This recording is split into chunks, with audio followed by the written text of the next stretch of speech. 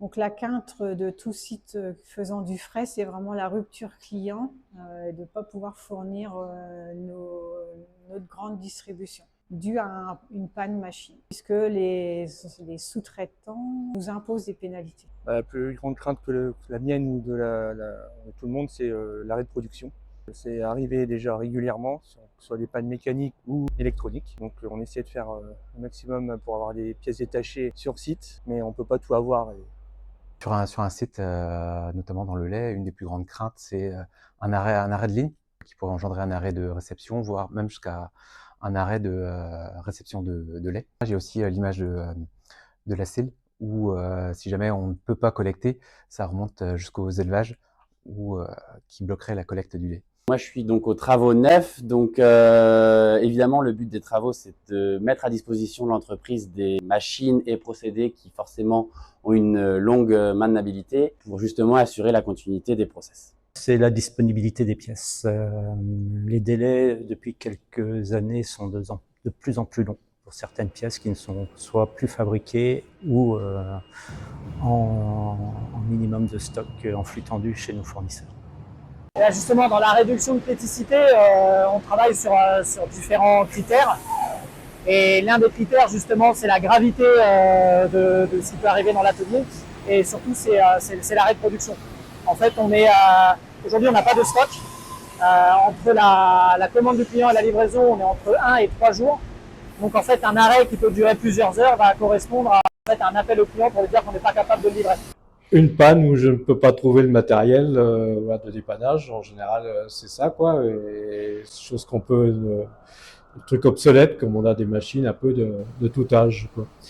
Donc voilà, c'est une de mes craintes, quoi. Ma plus grande crainte, et celle de tous les industriels, c'est la panne. Donc la panne par rapport à une obsolescence de pièces.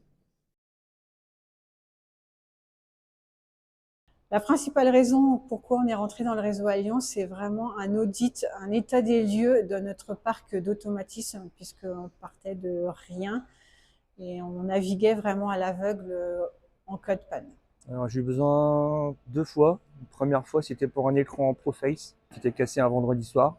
Et pour pas arrêter la production, j'étais contacté, qui m'a trouvé des solutions. Et la deuxième fois, c'était pour un codeur, pareil, en pleine semaine. Et puis, tu as réussi à trouver la solution aussi. Donc, on a pu redémarrer assez vite. Pour l'instant, là, depuis le début, c'est principalement la collecte des pièces pour faire le ratio entre le stock et les pièces sur site, pour voir un peu les manquements et là où on doit pointer du doigt pour avancer le stock ou alors compter potentiellement sur le réseau pour certaines pièces. Alors, donc moi, à titre personnel, j'ai eu besoin de l'Alliance pour de la formation. Donc, on a eu là l'année dernière, par exemple, une formation sur la régulation PID. Suite à une panne sur une de nos machines, et donc les pièces n'étaient pas dispo sous une quinzaine de jours et nous avons pu être dépannés dans la journée grâce à Alliance qui avait dans son réseau les pièces qu'on avait besoin. Donc on n'a eu que quelques heures d'arrêt de production. Et donc par rapport à 15 jours de délai pour avoir la pièce, parce que comme toutes nos machines sont en série, donc si une machine est à l'arrêt, toute l'usine est à l'arrêt.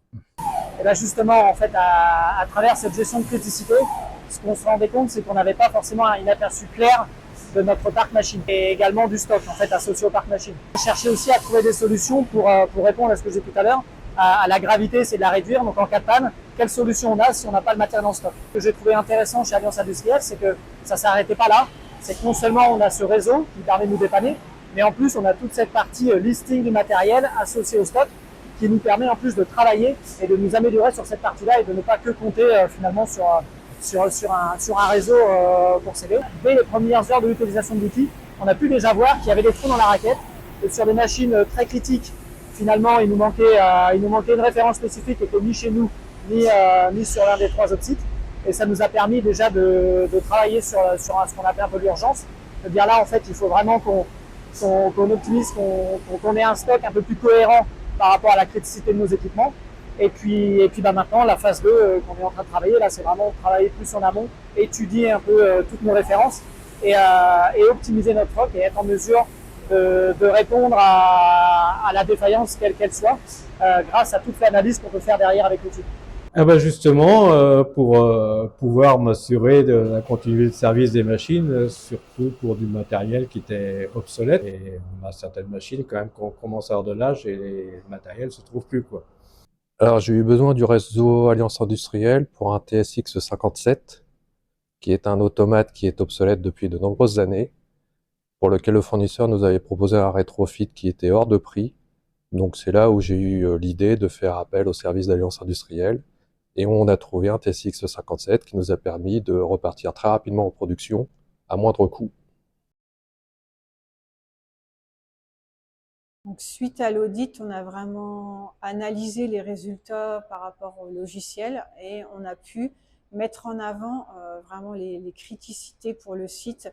Et donc, on a fait plusieurs rétrofits suite à ça sur nos scelleuses, sur la station d'épuration, sur la centrale de vide et puis quelques-unes que j'oublie. Ça nous a rendu beaucoup de services. Alors, c'est pas forcément financièrement sur le coût, on s'en rend compte, mais vraiment sur le long terme, ça nous a certainement évité de grosses pannes. Donc l'initiateur de ce projet a vraiment mis en avant le réseau Alliance par l'intermédiaire d'un Green Belt qu'il a obtenu haut la main. Alors j'utilise les deux services, que ce soit la mutualisation ou les audits. J'ai pu aussi, par rapport à l'audit, remplacer du matériel obsolète sur une machine où on était souvent embêté avec.